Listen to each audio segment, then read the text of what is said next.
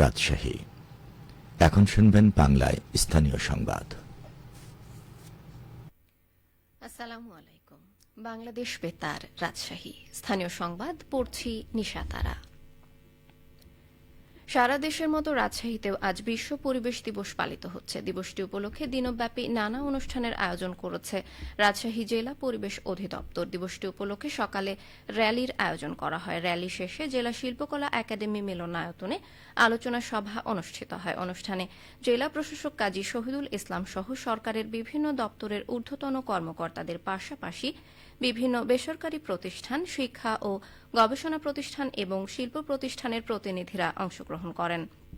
অনুষ্ঠানে শিক্ষার্থীদের মাঝে 2 শতাধিক গাছের চারা বিতরণ করা হয়। জেলা পরিবেশ অধিদপ্তরের উপপরিচালক মোসাম্মদ তহমিনা খাতুন জানান, পরিবেশ সচেতনতা, শিক্ষা ও সংস্কৃতির সমন্বয়ে এই আয়োজন দেশের সর্বস্তরের মানুষের মধ্যে পরিবেশ সংরক্ষণের ইতিবাচক বার্তা ছড়িয়ে দিবে। চাঁপাইনবাবগঞ্জ সোনা মসজিদ জাতীয় মহাসড়ক উন্নয়ন প্রকল্পের কাজ দ্রুত গতিতে এগিয়ে চলেছে। ইতোমধ্যে প্রায় 55 থেকে 60% কাজ সম্পন্ন হয়েছে। দীর্ঘদিনের ভোগান্তির অবসান ঘটিয়ে সড়কটিকে আরও নিরাপদ, প্রশস্ত ও যুগোপযোগী করে তুলতেই বাস্তবায়ন করা হচ্ছে এই প্রকল্প। প্রকল্পটি বাস্তবায়িত হলে সোনা মসজিদ স্থলবন্দরের পণ্য পরিবহন আরও গতিশীল হবে, যানজট ও দুর্ঘটনা কমবে এবং চাঁপাইনবাবগঞ্জ সহ উত্তরাঞ্চলের বাণিজ্য, যোগাযোগ ও অর্থনৈতিক কার্যক্রমে নতুন গতি সঞ্চার হবে। সড়ক ও জনপথ বিভাগের উপবিভাগীয় প্রকৌশলী মোহাম্মদ রায়হান ইমতিয়াজ জানান, প্রকল্পের আওতায় বর্তমানে 6.2 মিটার প্রশস্ত সড়কটিকে 10.3 মিটারে উন্নীত করা হচ্ছে। ফলে যানবাহন চলাচল আরও নিরাপদ ও স্বাচ্ছন্দ্যময় হবে। প্রকল্প বাস্তবায়নে মোট 481 কোটি 89 লাখ টাকা ব্যয় ধরা হয়েছে। এর মধ্যে 350 কোটি টাকা সড়ক নির্মাণ কাজে ব্যয় করা হচ্ছে। সংশ্লিষ্ট কর্মকর্তারা জানান, কাজের বর্তমান গতি অব্যাহত থাকলে 2026 সালের ডিসেম্বরের আগেই প্রকল্পের কাজ সম্পন্ন করা সম্ভব হতে পারে। বগুড়ায় জেলা পুলিশের মাসিক অপরাধ পর্যালোচনা সভা অনুষ্ঠিত হয়েছে। সভায় জেলার আইন শৃঙ্খলা পরিস্থিতি, অপরাধ নিয়ন্ত্রণ, ট্রাফিক ব্যবস্থাপনা এবং গুরুত্বপূর্ণ মামলার তদন্তের অগ্রগতি নিয়ে আলোচনা করা হয়। গতকাল পুলিশ সুপারের কার্যালয়ের সম্মেলন কক্ষে এই সভা অনুষ্ঠিত হয়। এতে সভাপতিত্ব করেন জেলা পুলিশ সুপার মির্জা সায়েম মাহমুদ। সভা পরিচালনা করেন অতিরিক্ত পুলিশ সুপার হুসাইন মোহাম্মদ রায়হান। সভায় জেলার অপরাধ পরিসংখ্যান পর্যালোচনা করে আইন শৃঙ্খলা পরিস্থিতি আরও উন্নত করা, অপরাধ প্রতিরোধে কার্যকর পদক্ষেপ গ্রহণ, ট্রাফিক ব্যবস্থাপনা জোরদার এবং আলোচিত মামলাগুলোর তদন্ত দ্রুত সম্পন্ন করার বিষয়ে নির্দেশনা দেওয়া হয়।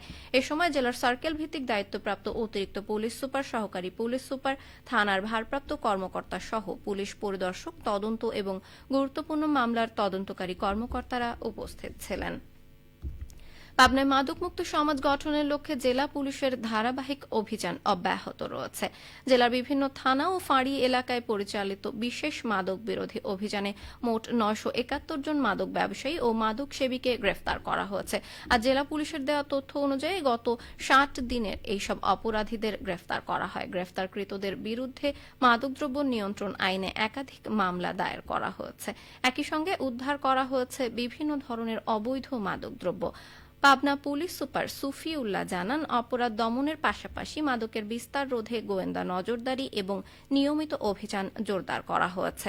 মাদক নির্মূলে শুধু আইন শৃঙ্খলা বাহিনীর প্রচেষ্টা যথেষ্ট নয়, এক্ষেত্রে সাধারণ মানুষের সচেতনতা ও তথ্য প্রদান অত্যন্ত গুরুত্বপূর্ণ বলেও তিনি মন্তব্য করেন। নওগাঁয় সম্ভাবনার দুয়ার খুলে দিয়েছে পান চাষ। চলতি মৌসুমে জেলার 43 হেক্টর জমিতে পানের বরজ রয়েছে। পরিত্যক্ত উঁচু ও বন্যামুক্ত বেলে দোআঁশ ভিটা মাটিতে পানের বরজ তৈরি করে চাষিরা লাভবান হচ্ছেন। বরজগুলোতে বাংলা, মিঠা, সাঁচি, কর্পূরী, গ্যাচ, নাতিয়া, বাসুদ, উজানি ও মাঘি সহ বিভিন্ন জাতের পান উৎপাদন ও দেশের বিভিন্ন জেলায় সরবরাহ করা হচ্ছে। নওগাঁ জেলা কৃষি সম্প্রসারণ অধিদপ্তরের উপপরিচালক মঞ্জুর রহমান বলেন, নওগাঁ জেলায় পান চাষ টেকসই ও লাভজনক কৃষি উদ্যোগ হিসেবে প্রতিষ্ঠিত হয়েছে। বিনিয়োগের 3 থেকে 4 গুণ লাভ পাওয়া যায়। একটি বরজ সাধারণত 5 থেকে 6 বছর পর্যন্ত ভালো উৎপাদন দেয়। প্রতি সপ্তাহে কমপক্ষে 2 বার পাতা সংগ্রহ করা যায়। উৎপাদন বৃদ্ধি এবং কৃষকদের অধিক লাভ নিশ্চিত করতে কৃষি বিভাগ নিয়মিত প্রশিক্ষণ ও কারিগরি সহায়তা প্রদান করছে। সবশেষে আবহাওয়া। আজ দুপুর 2টায় রাজশাহীতে তাপমাত্রা ছিল 29.4 ডিগ্রি সেলসিয়াস। এ সময় বাতাসে আপেক্ষিক আর্দ্রতার পরিমাণ ছিল 92%। রাজশাহী ও পার্শ্ববর্তী এলাকায় আজ সূর্যাস্ত সন্ধে 6:57। সংবাদ শেষ হলো। আমাদের পরবর্তী স্থানীয় সংবাদ বিকেল 4:05।